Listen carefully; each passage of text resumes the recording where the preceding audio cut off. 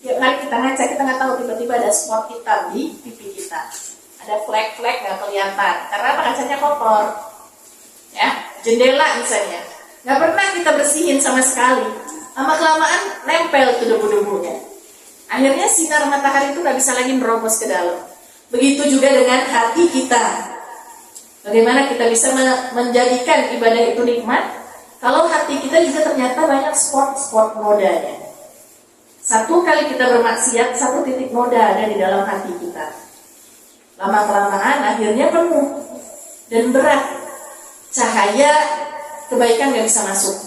Makanya ada mungkin kita pernah merasakan ya, ketika kita dinasehati tentang kebenaran, dikasih tahu tentang kebenaran, hati kita nolak. Apaan sih gitu kan? Ketika kita diingatkan, ya, atau dapat ilmu kebaikan tapi lewat doang dari hati kita, nggak pernah nyerap ke dalam. Kenapa? Coba kita periksa hati kita. Bisa jadi cahaya hidayah Allah nggak bisa nembusnya. Ada penyakit hatinya di hati kita. Jangan sampai noda-noda itu semakin banyak dan banyak sehingga kita tidak bisa lagi menerima kebaikan. Seringnya, saya juga mungkin ngerasa begitu. Saya saat lagi down gitu ya, kita susah menerima nasihat orang, nasihat-nasihat kebaikan.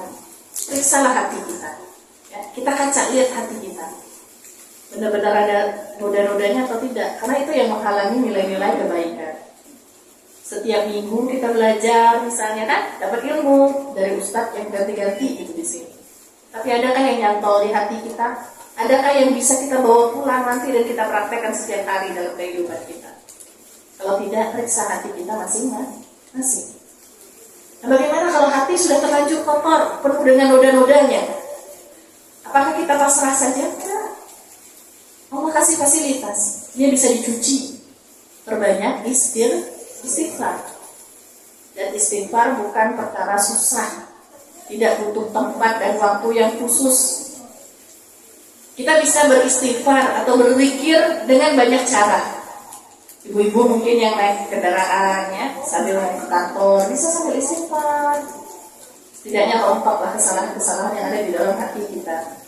Kita berharap hidup Bu ya, hati kita hidup gitu. Karena sekarang Masya Allah dunia itu jauh lebih mencekram buat kita semua. Kita jauh lebih takut kehilangan dunia kita dibanding dengan akhirat kita. Dan kita tidak pernah memikirkan akhirat kita. Kesibukan yang begitu banyak membuat waktu serasanya kurang. 24 jam itu gak cukup.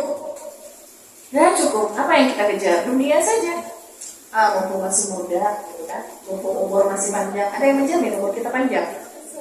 Deretan orang-orang yang meninggal gak ada dari awal itu yang tua dulu. Enggak. Anak kecil juga bisa meninggal. Yang muda juga banyak ya. Dan sejatinya hidup kita sebenarnya adalah nanti setelah kita meninggal. Sekarang itu kita disuruh sama Allah itu mencari bekal. Hanya sementara kita hidup di dunia, ya. Banyak yang muda-muda itu kan, pergi selamat pulang tinggal jenazahnya aja. Banyak saya dapat kabar-kabar juga anak-anak muda gitu kan. Sekarang tuh rata-rata penyakitnya gagal ginjal ya, yang banyak. Karena apa? Pola hidupnya sudah berubah. Biasa mungkin dari minuman-minuman ekstra gitu ya, minuman-minuman energi yang membuat semangatnya gitu kan. Terus makanan sekarang beda banget sama zaman dulu gitu ya. Makanan sekarang tuh macam-macam modelnya. Instan, makanan Korea menyerbu ke Indonesia ya. Segala macam itu. Makanya sekarang penyakit orang Indonesia itu anak-anak muda. Dulu saya ngajar di SD ITB itu Halim. Saya ngajar anak itu tuh dari kelas 4 sampai di kelas 6. Umurnya 2 bulan lagi itu umurnya 20 tahun saat itu.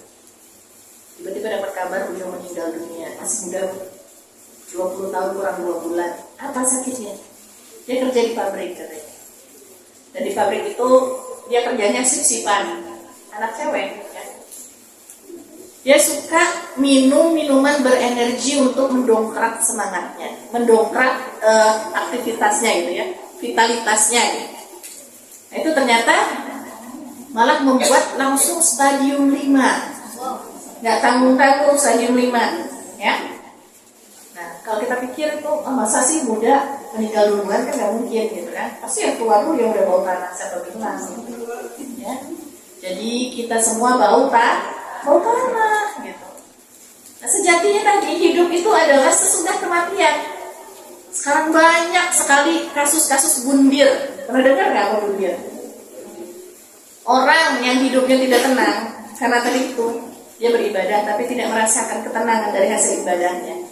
Akhirnya suka galau. Ada masalah dikit, larinya ke selain agamanya, gitu ya. Curhat sana sini, gitu kan. Padahal kita sering minta kepada Allah, ya Allah tutuplah aurat saya, tutup aib saya, gitu kan. Tapi kenyataannya ketika kita ada masalah, kita curhat di status, terus WA, Instagram, Facebook.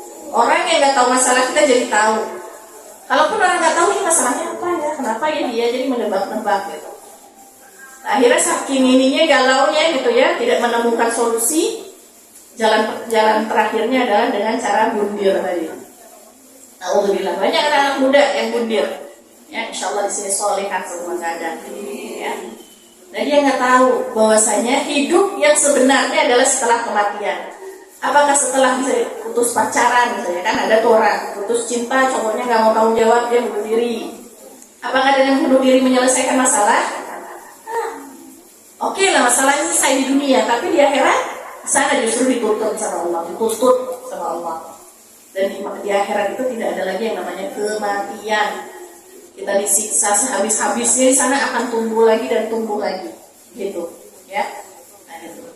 Itu karena apa? Galau-galau gitu, karena tidak adanya kenikmatan dalam beribadah tadi, ya.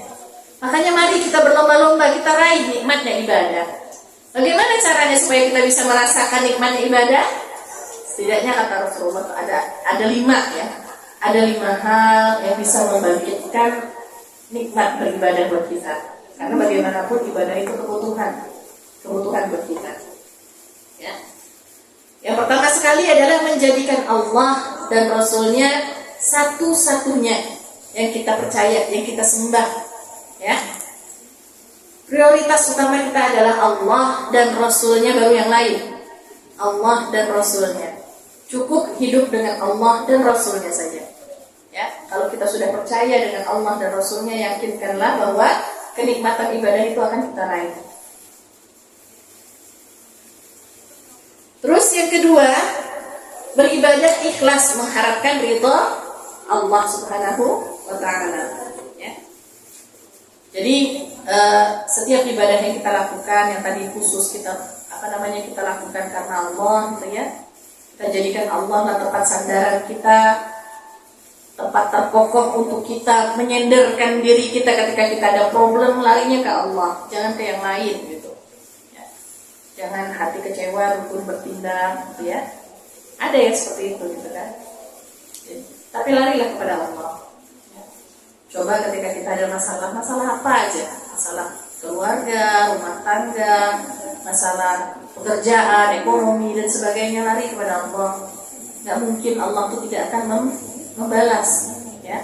Angkat tangan kita, tinggikan tangan kita, biar nanti Allah yang turun tangannya kepada kita. Karena kata Allah, pantang bagi Allah untuk melihat hambanya itu kecewa dan menaruh kembali tangannya tanpa ada balasan dari Allah, tanpa Allah sambut itu tangannya. Seberat apa masalah kita, larilah kepada Allah. Ya. Lari. Kapan waktunya? Bisa saat kita sholat tahajud, sholat wajib kita, ya. Tapi memang Bu ya, sholat yang paling enak waktunya itu adalah ketika sholat tahajud. Cobalah usahakan sekali aja dalam hidup kita sholat tahajud. Mulaikan hari kita dengan tahajud, ya. Jadi kenikmatan ibadah itu memang itu harus kita ciptakan sendiri. Bagaimana caranya? Bagaimana supaya kita bisa nikmat ketika sholat misalnya? Otomatis kita harus punya persiapan, ya. Sebelum sholat, kita lihat dulu pakaian kita. Ada najisnya enggak? Bersih enggak? Tadi misalnya habis membersihkan, tiba-tiba waktu sholat, gitu kan? Ganti dulu, gitu. Cuci yang bersih tangan kita, jangan sampai ada bau-baunya. Jadi segala sesuatunya kita persiapkan, dari pakaian, tempat sholatnya, suasananya juga. Kalau lagi masak, matiin kompor, gitu kan, sholat biar kita tenang. Anak yang merengek kita diamkan dulu, gitu kan. juga sudah benar belum rukun dan rukun dan syaratnya gitu kan. Bermula dari seperti itu baru kita takbiratul ihram dan kita sholat dengan benar-benar gitu. Dan memang sholat yang paling enak itu ketika tahajud, saat orang lagi tenang-tenangnya, ya. Nah di situ kita bisa berkeluh kesah, mengeluarkan semua isi hati kita kepada Allah. Jangan ada yang ditinggal. Coba saja kalau nggak percaya, ya. Insya Allah nanti ketagihan gitu. Emang berat banget gitu ya. Tapi harus kita atur dulu bagaimana caranya supaya kita bisa bangun tengah malam. Diniatin aja. Kalau kita niat ya Allah bangunin, pasti Allah bangunin. Gak usah banyak-banyak, 2 rakaat aja dulu, 1 witir.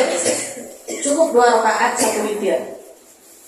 Ya, witir itu 1 bisa 3, kemudian yang ganjil kalau witir. Nah kita coba curhat. Jangan sholatnya itu ketika sudah di masjid udah ramai gitu, itu nggak tenang.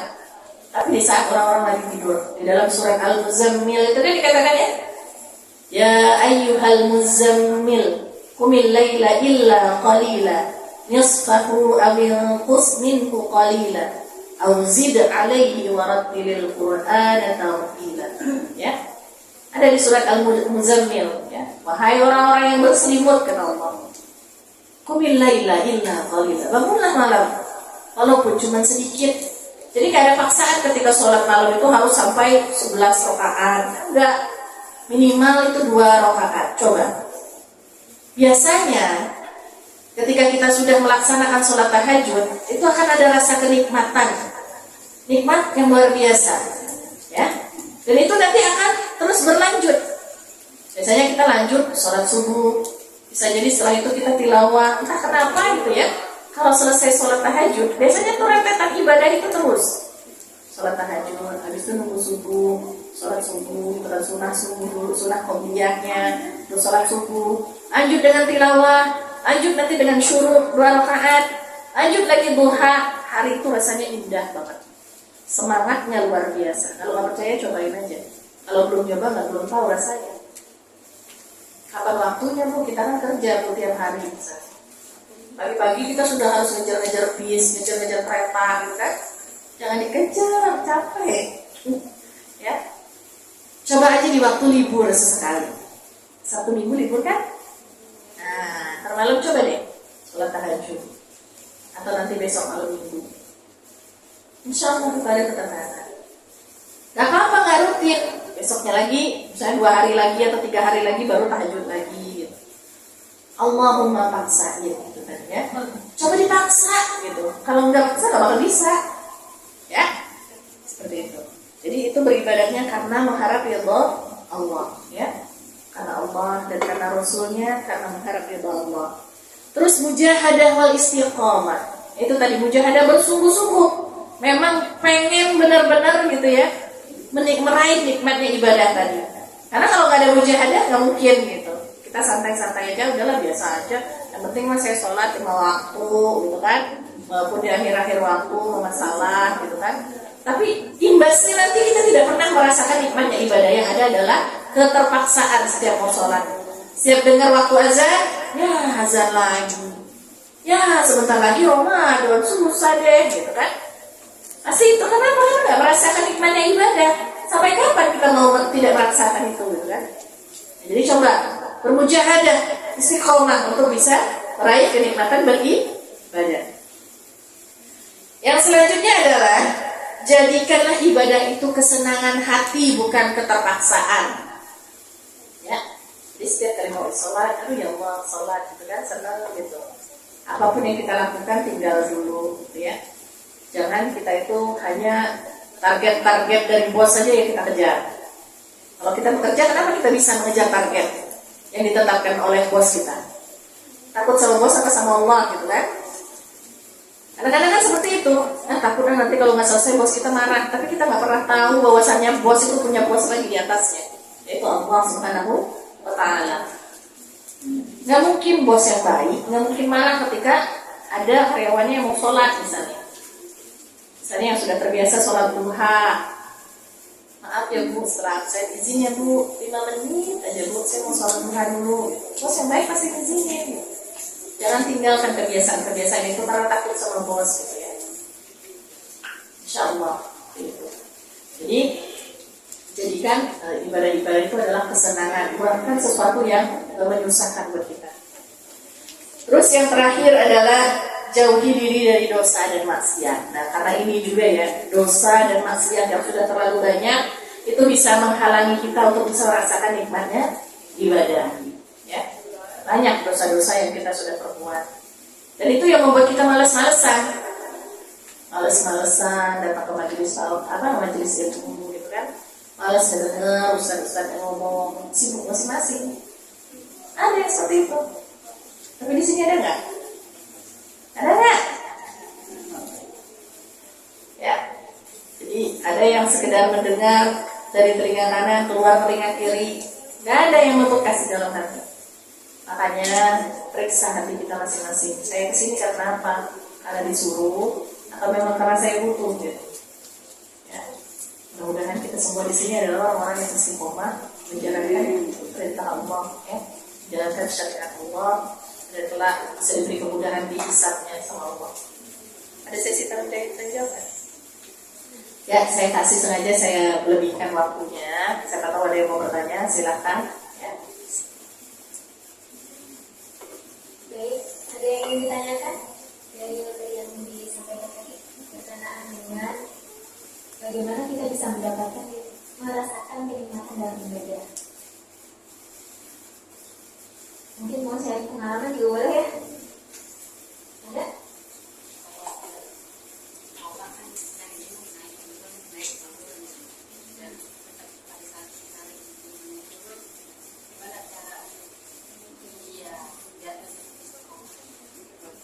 Ya, pertanyaannya adalah bagaimana caranya supaya istiqomah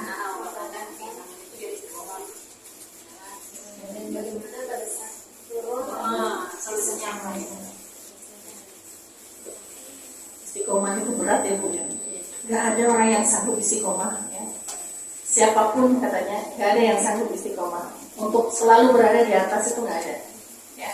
Karena itu amalan yang berat, suatu hal yang berat sekali. Itu perlu sekali mujahadah juga dari kita ya. Itu tadi setidaknya ketika kita up and down kayak gitu ya, lagi di posisi atas, kita pertahankan keatasannya gitu kan. Dan ketika di bawah jangan sampai kita bawah-bawah banget gitu. Karena nggak mungkin gitu ya, tidak ada orang yang bisa selalu di atas, nggak ada, ya, kecuali Rasulullah, gitu, ya. Kecuali Rasulullah, siapalah kita gitu. Dan disitulah kita butuh tadi, ya, senantiasa perbanyak istighfar kita agar ketika kita down sekalipun itu nggak jatuh banget, tidak terhempas gitu, ya. Siapapun pasti mengalami ini gitu.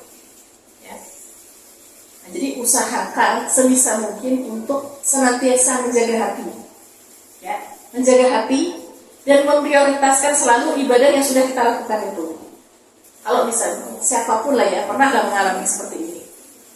Tapi insya Allah orang-orang yang menjaga kesucian hatinya, ya, kemaksiatan diminimalisir gitu ya. Insya Allah kalaupun dia lagi down, dia tidak akan sampai ke down banget lah.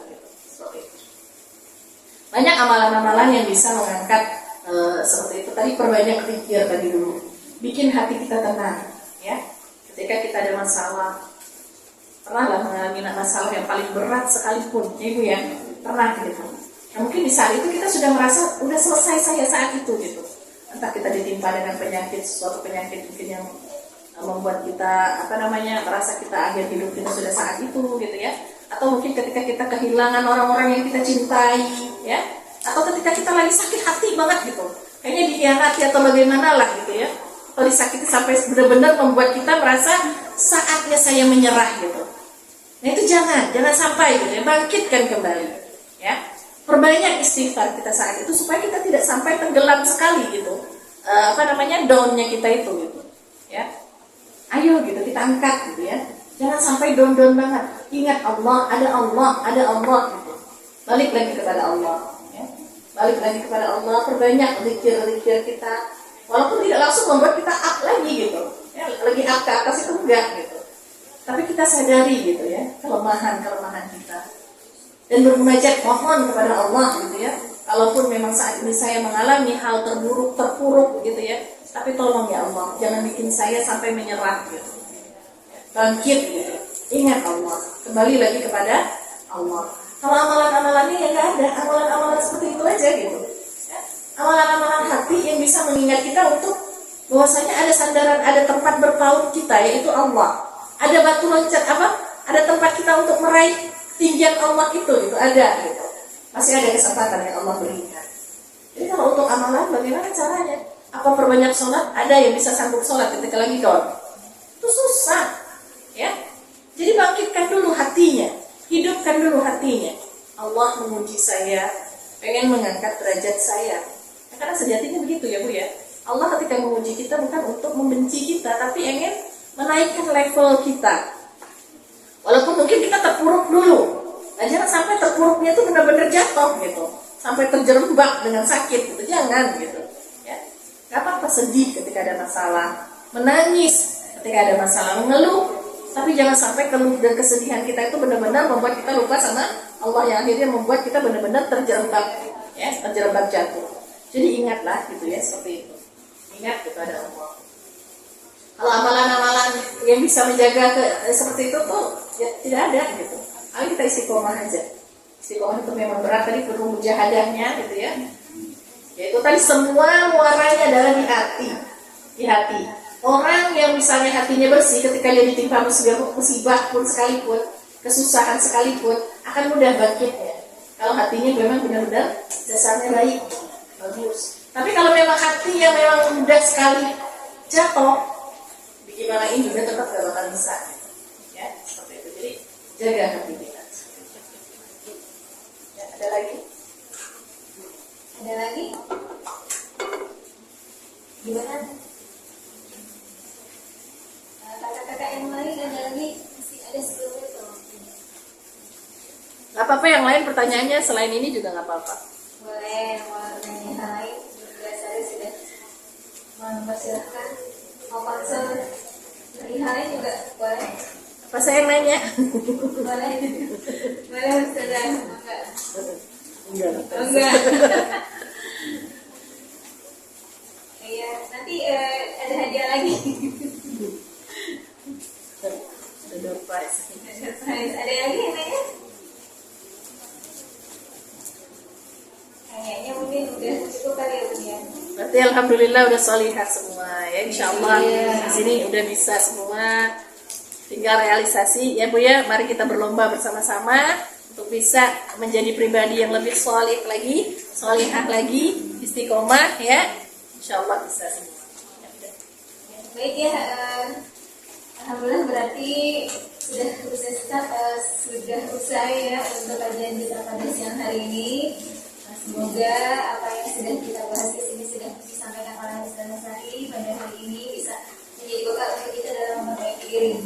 Tadi ya, supaya kita bisa merasakan indahnya ibadah kepada Allah Subhanahu wa taala ya. Dan juga sebagai doa penutup kami mohonkan kepada Ustaz Nasari untuk memimpin titik doa juga ya untuk almarhumah Bu Haji Ani yang kemarin wafat ya.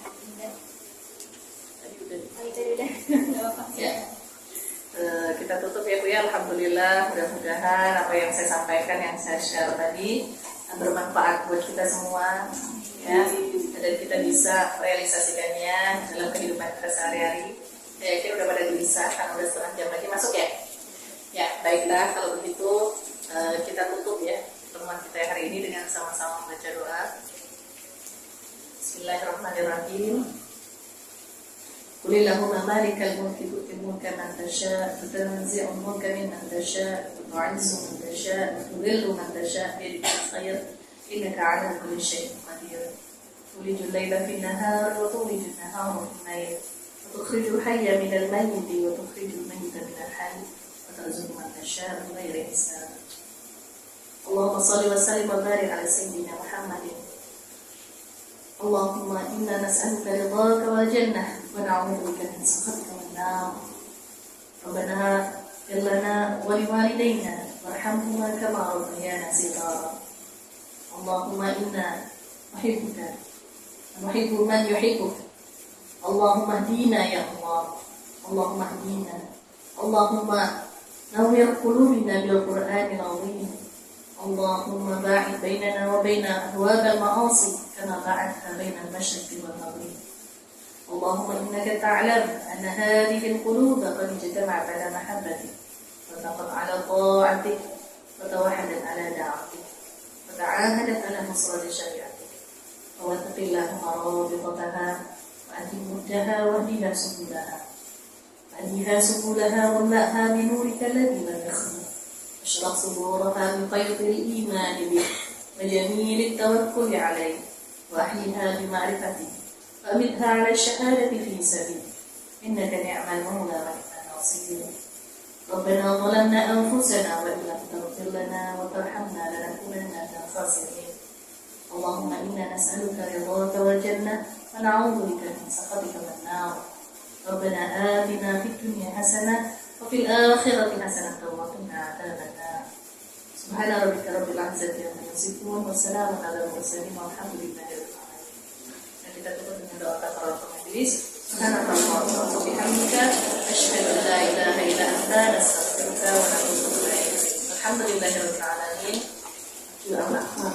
Assalamualaikum warahmatullahi wabarakatuh.